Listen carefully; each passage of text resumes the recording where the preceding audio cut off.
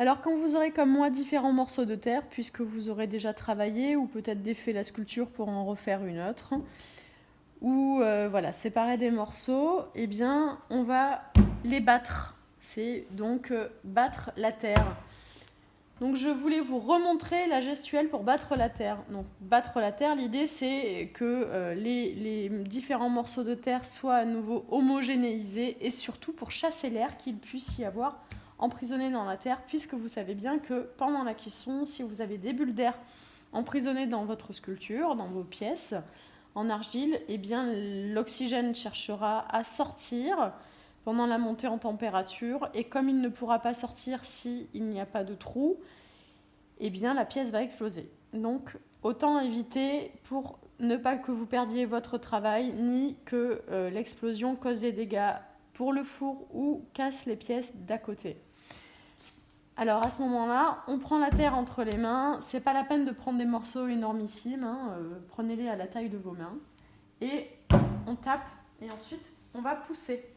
C'est un peu comme une pâte à pain, donc on pousse avec les pommes de main, et on ramène avec les doigts. Alors on ramène, on maintient sur les côtés pour ne pas que la terre s'étale sur les côtés. On la maintient, et ensuite, voilà, j'entoure de mes mains et je pousse. Pour faire ça, je suis en appui sur mes jambes.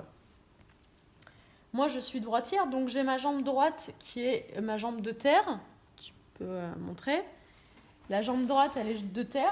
Je suis vraiment en appui et j'ai ma jambe gauche qui est en avant.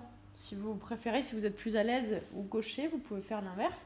Du coup, on est vraiment en appui, ce qui veut dire que c'est avec, pas que nos mains, que l'on va pousser sur la terre, mais aussi avec le poids du corps. J'avance mon buste. Voilà. Tac. Comme ça. Et là, on revient et on repart. Donc, cette manière de battre la terre, on lui donne le nom de tête de bélier. Puisque vous voyez, ça fait comme un museau et sur les côtés des cornes, pardon. Donc, ça s'appelle la tête de bélier. Donc, on fait ça plusieurs fois. On peut le faire une dizaine de fois dans un sens.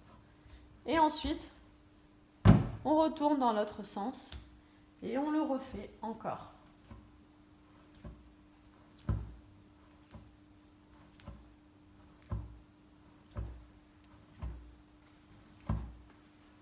Voilà. Ensuite, on peut taper notre terre.